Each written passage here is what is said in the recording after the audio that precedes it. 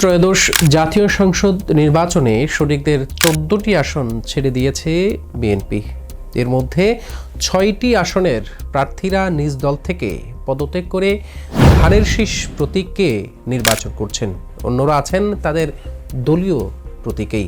বড় দল হিসেবে বিএনপির সঙ্গী হয়ে নির্ভর হতে পারছেন না এসব শরিকরা। ভোটের মাঠে তাদের জন্য কাটা হয়ে দাঁড়িয়ে আছে খোদ বিএনপিরই হেভিওয়েট বিদ্রোহী প্রার্থীরা। ফলে নির্বাচনী যাত্রার বিপরীতে জোটের প্রার্থীর পাশাপাশি এসব স্বতন্ত্র প্রার্থীদের সঙ্গেও লড়াই করতে হবে বিএনপির জোট প্রার্থীদের। এদিকে জোটের স্বার্থে ছাড় দেওয়া আসনে দলীয় নেতাদের বিদ্রোহী হওয়া নিয়ে অস্বস্তিতে পড়েছে খোদ বিএনপি। শীঘ্রই দলীয় প্রধান তারেক রহমান এইসব আসনের অন্য নেতাকর্মীদের সঙ্গে আলোচনা করবেন।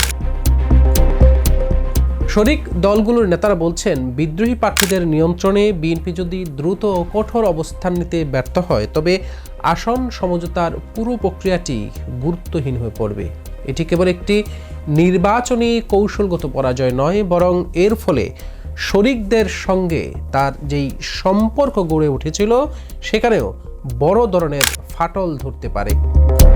নেতারা মনে করছেন, এই অভ্যন্তরীণ কুন্দল নিরসন করা না গেলে জোটের সংহতি নষ্ট হবে এবং এর চরম রাজনৈতিক খেসারত কেবল শরিকদের নয়, বরং মাঠ পর্যায়ে বিএনপিকেও দিতে হবে।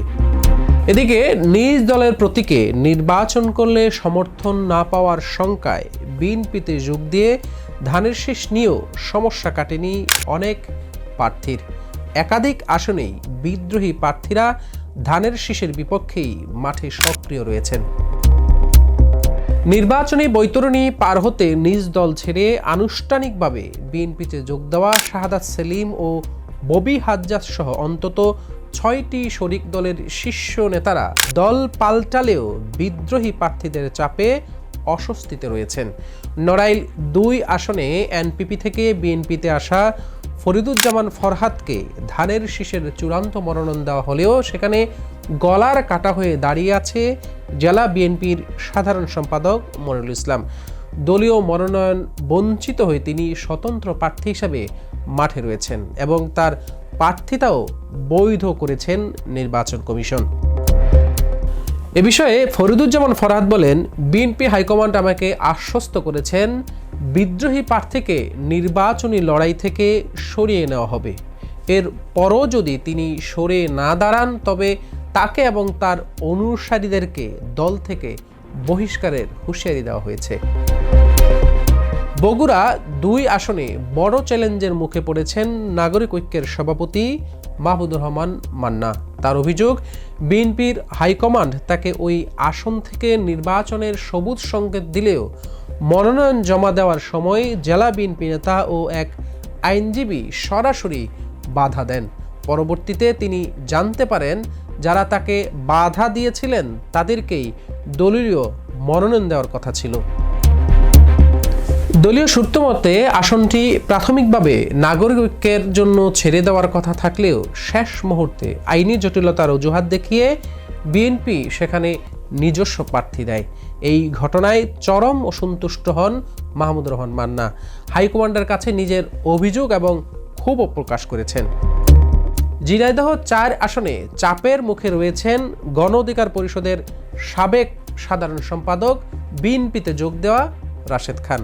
তার অভিযোগ, এক বিদ্রোহী প্রার্থীর সমর্থকের হুমকি এবং বাধায় তিনি নির্বাচন অফিস পর্যন্ত ভাড়া করতে পারছে না। এমনকি সামাজিক যোগাযোগ মাধ্যমেও তাকে প্রাণনাশের হুমকি দেওয়া হচ্ছে। বিপ্লবী ওয়ার্কার্স পার্টির সাধারণ সম্পাদক সাইফুল হক বলেন, ঢাকা 12 আসন তার জন্য ছেড়ে দেওয়া হয়েছে, তবে এক বহিষ্কৃত বিএনপি নেতা সেখানে স্বতন্ত্র প্রার্থী হিসেবে নির্বাচন করছেন। তিনি সরাসরি তারেক রহমানের সঙ্গে সাক্ষাৎ করে সমস্যার কথা জানিয়েছেন এবং আশ্বাসও দিয়েছেন তার সমাধান করার।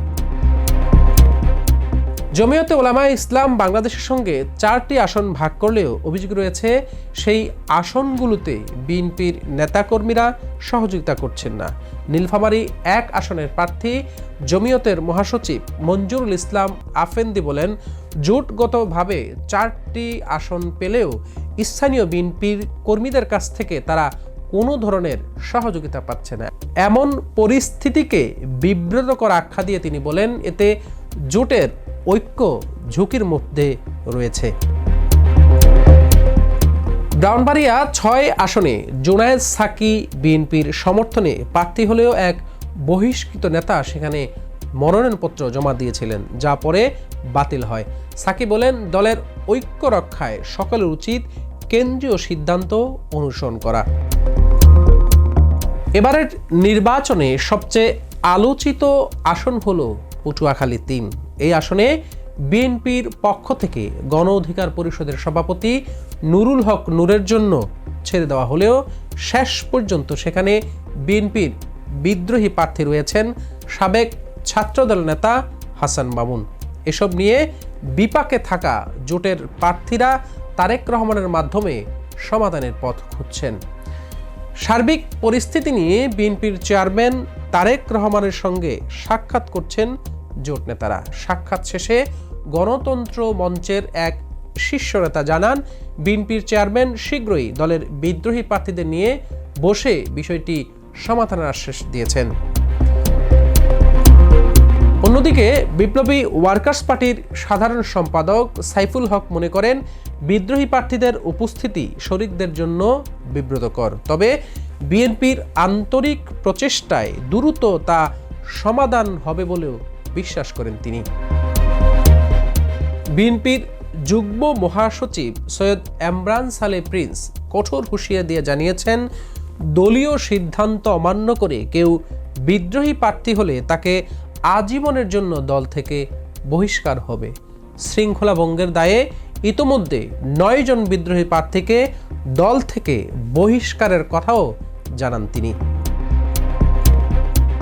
বিএনপির স্থায়ী কমিটির সদস্য সেলিমা রহমান গণমাধ্যমকে বলেন, মনোনয়নপ্রাপ্ত ব্যক্তিরাই জোটের একক প্রার্থী হিসাবে গণ্য হবেন।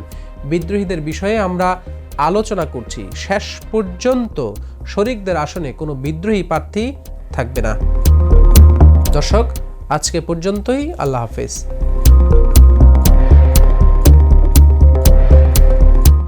দেশের নাম্বার 1 ট্রেডিং অ্যাপ নিফটি ফার্স্টে পাচ্ছেন ট্রেডিং এর সব সুবিধা, dual exchange access, company analysis, portfolio তৈরি করা সহ আরও অনেক ইউনিক ফিচারের সাথে ট্রেড করতে ডাউনলোড করুন এক্ষুনি।